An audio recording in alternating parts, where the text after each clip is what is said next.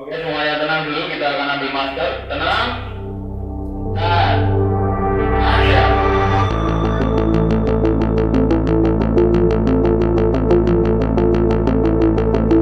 Premisnya itu adalah seberapa sayang si ibu sama anaknya.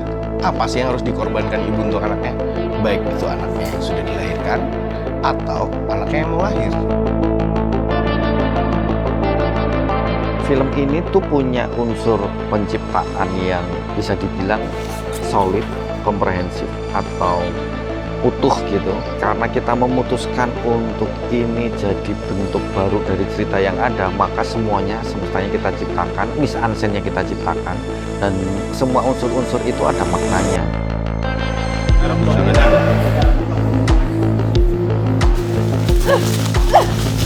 Pada dasarnya kami sepakat untuk membuat semesta baru. Semesta baru yang menjadi dasar dari kisah Kampung Jabang Mayit yang diciptakan oleh Mas Teguh.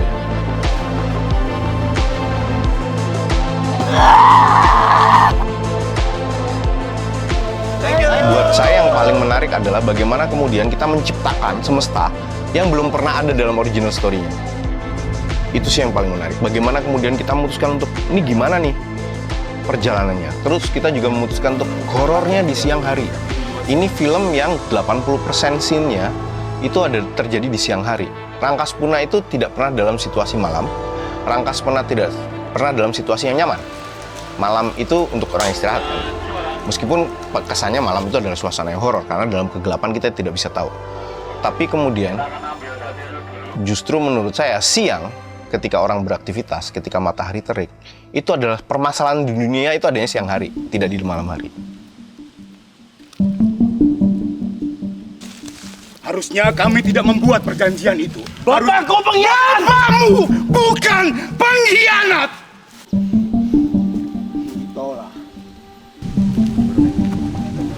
Kalau filosofinya sebenarnya ini kan membicarakan tentang perempuan ya.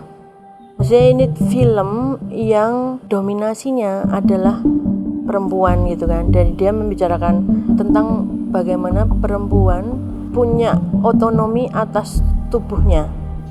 Sebenarnya kan di awal film aja tuh udah seperti itu. Kayak Bagas tuh nantangin pilihannya, lo mau karir apa lo mau selesai karir lo, punya anak udah hancur karir lo. Itu memang banyak menghantui mindset perempuan-perempuan ya. Lu bakalan jelasinnya ke orang gimana? Gak mempan. Ya udah, orang tua lu gimana nanti? Gak mempan. Nanti kalau misalnya lu ke dokter bakalan kesebar, karir lu bakalan hancur.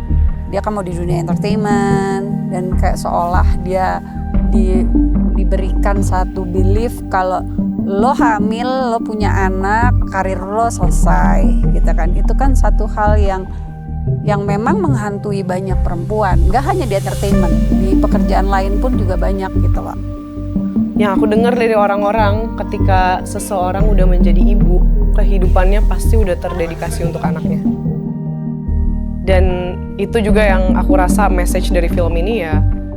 Aku juga sempat ngobrol sama Kak Atika yang jadi Nito.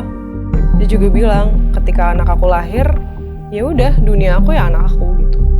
Apapun yang bikin dia senang akan gue lakuin gitu demi dia. Dan kayaknya nggak ada cinta yang lebih besar lagi sih selain cinta ibu gitu pada anaknya. Film ini tuh bukan cuma sekedar kayak film horor yang biasa aja gitu, maksud aku yang kayak cuma mengagetkan atau ceritanya bagus, nggak cuma itu. Tapi aku yakin kalau ada perempuan yang merasa kayak Weda nih gue banget lagi, Rini tuh gue banget lagi gitu, dan itu tuh dia mungkin bisa membuka pikirannya dia bisa menjadi perempuan yang bebas mungkin setelah nonton film Kampung Jabang Mayit ini gitu.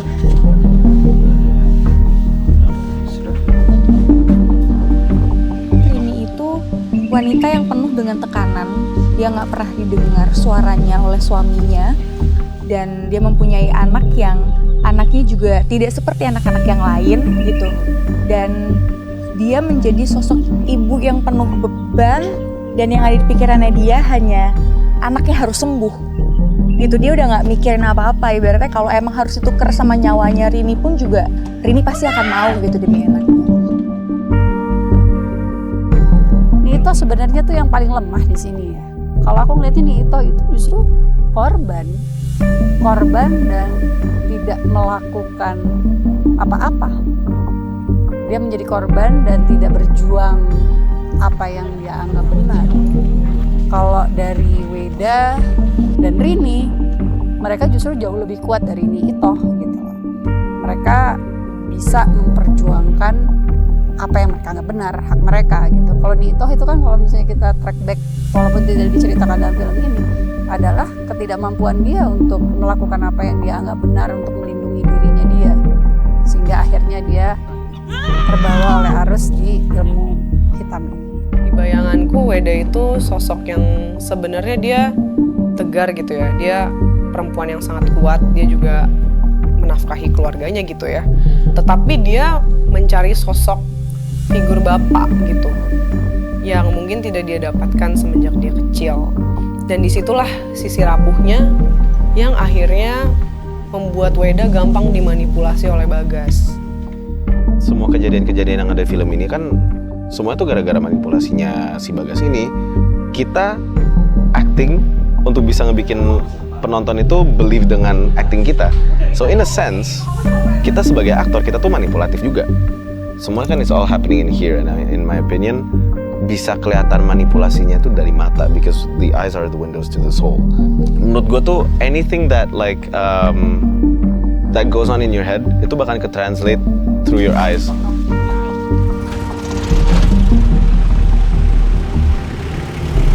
Kita siapkan. Mari. Masih 1A, shot 1, take 1.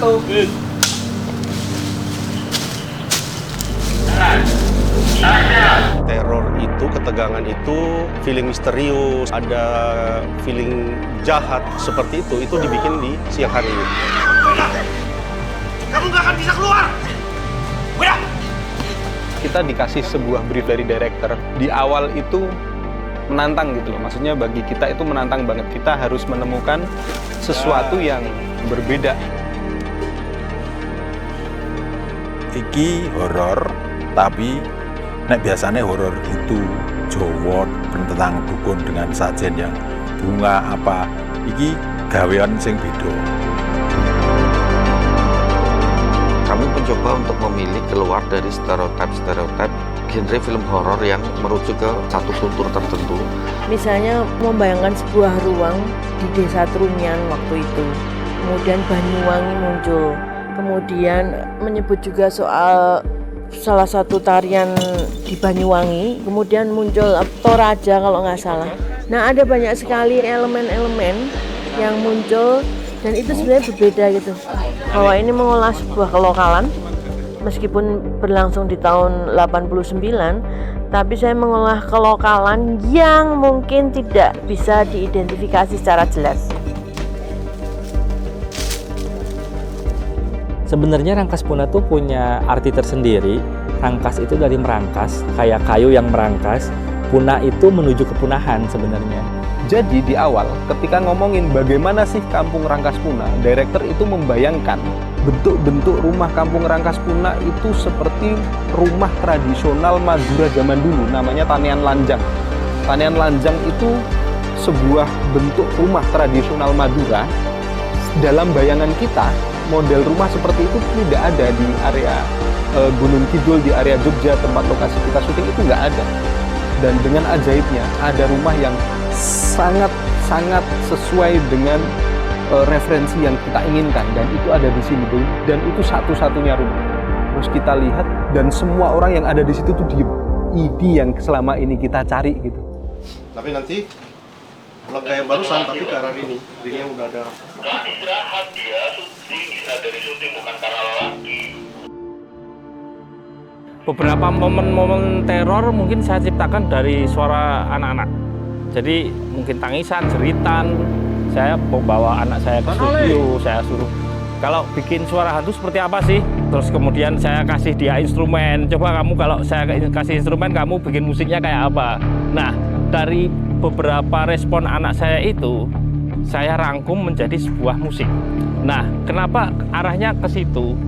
Karena ya seperti Rangkas Puna. Rangkas Puna itu sebenarnya kampung di mana di situ banyak mayat-mayat jabang bayi yang mereka berekspresi seperti anak-anak saya berekspresi.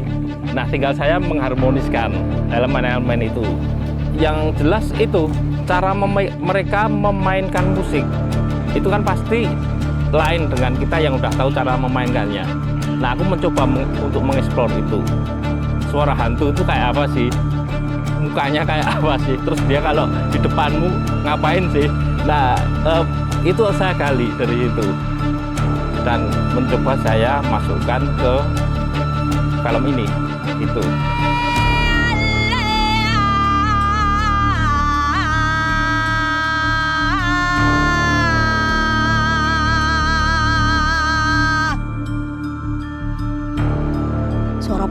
Suara apa lagi, terus nanti kalau monyet-monyet itu ketika datang itu sukanya memungut bunga kamboja, dipungutin gitu, kadang-kadang suara jadi kayak gitu. Memang bener-bener suara itu muncul gitu loh, seperti tertawa, ketakutan.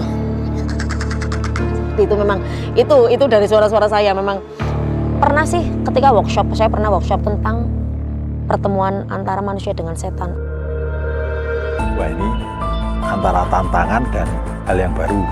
Kita juga diskusi dan dibantu dengan seniman muda namanya Mas Wulang Sumu. Itu kita diskusi tentang ada altar, ada pohon-tara, ada pintu gerbang, dan itu bisa simbol-simbol itu kan sangat luas. Nah, salah satunya di bentuk altar ini. Jadi altar ini satu itu kayak patung semi primitif, kita nggak ngomongin itu tokoh tertentu. Dan patung itu bentuknya setengah badan, terus ada kaki yang mengangkang. Kaki mengangkang itu kan kayak orang mau melahirkan gitu kan. Kita pokoknya cari hal yang baru dan apik lah. Saya di sini kasih konsep makeupnya yang lumayan berbeda antara makeupan kota sama yang di desa. Ada prostetik nanti di scene terakhir itu, dimana ini itu ada terluka, lalu Bagas juga ada luka bekas goresan taring celeng dari babi. Itu semuanya prostetiknya ditempelin. Cuman beberapa scene mereka semua harus keluar. Nah itu butuh waktu. Itu pasti taxing banget. Jadi kita harus berbagi tugas di tim kami, dan kita harus tahu yang harus kita kerjakan di waktu scene-scene tertentu yang semua karakter tuh keluar bareng di satu frame. Di workshop di KJM ini kita treatmentnya pertama adalah jadi dewan hari pertama mungkin 1-2 jam itu kita cek untuk aksi reaksi dulu. Jadi basic aksi reaksi. Kedua, ketika udah masuk kita implementasikan ke koreo seperti itu. Jadi buat teman-teman di KJM ini, teman-teman pemain, alhamdulillah cepat nanggap di situ. Jadi enak ketika hari pertama 1 jam 2 jam aksi reaksi dapet, masuk ke koreo, oke, mereka udah bisa gambarannya, udah bisa mulai terapin di hari awal itu, mereka udah bisa langsung ibaratnya main lah. Semangat, udah terbiasa dengan ritme bangun pagi subuh.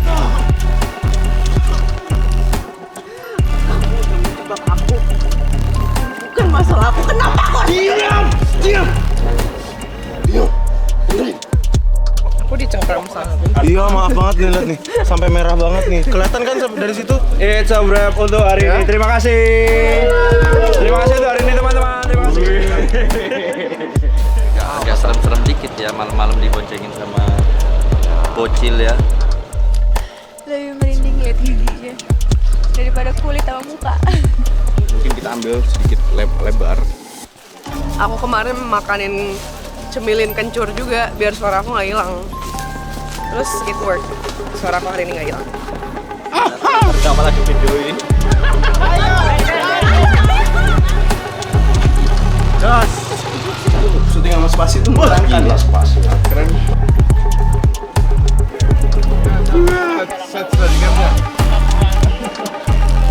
Sama tidur.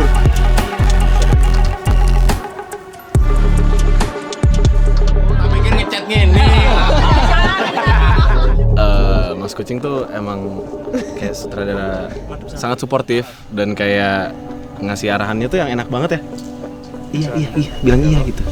Jadi kalau kamu baca skrip saya nanti tuh di atasnya ada tulisan tuh. Di covernya atas ada tulisan mari bersenang-senang. Itu paling penting sih bikin film. Mas Kucing kayak sometimes kalau gue udah sampai kayak gitu dia datengin terus kayak menangin gue, reassure, it's fine and all that stuff. Dan Mas Ujal juga DOP kita juga it's okay, nggak apa-apa, kita nanti tinggal retake, aman, gak usah kepikiran gitu. Jadi untungnya ada support system dari produksi juga, so that's very good. Dia sering banget ngajakin kita ngobrol one by one, maksudnya kayak eye to eye personally, menyampaikan apa pesannya di dalam scene itu, dan dari situlah kita bisa ngebangun emosinya lebih enak karena kita tahu spesifik apa yang dia mau. Ajis itu teman lama. Saya melihat dia ternyata on hand ya. Jadi sebagai produser ya dia melihat situasi gitu, juga menjaga bagaimana proses-proses berlangsung sebagaimana yang disepakati gitu, schedule dan macam-macam.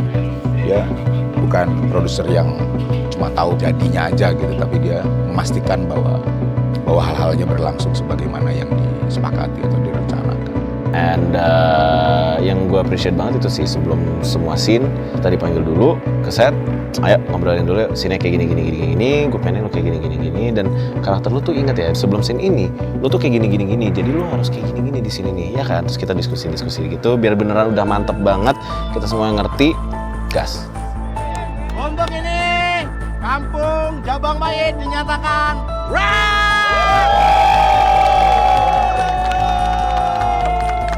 Kalau kita mau bicarain tentang syuting sehat, ya ada dua hal yang memang tetap harus dijaga keseimbangannya gitu.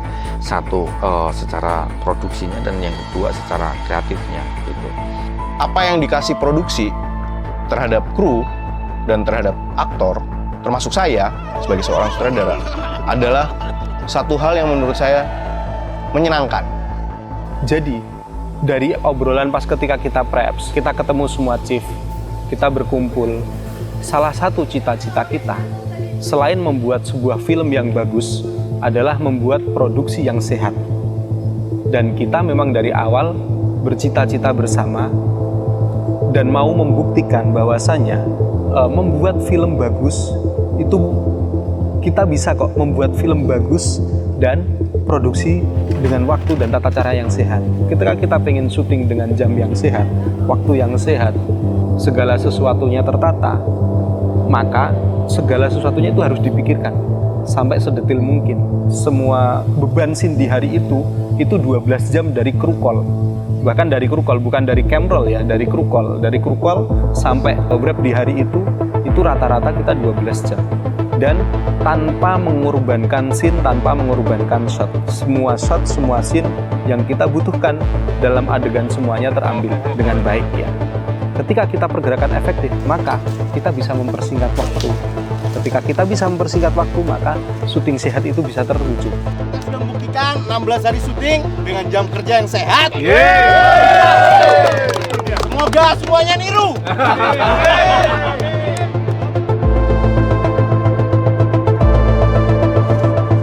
Menurut saya, horor dalam film ini, kalau ada yang bilang bahwa itu adalah horor dramatikal, saya tidak bisa bilang bahwa saya setuju atau tidak setuju.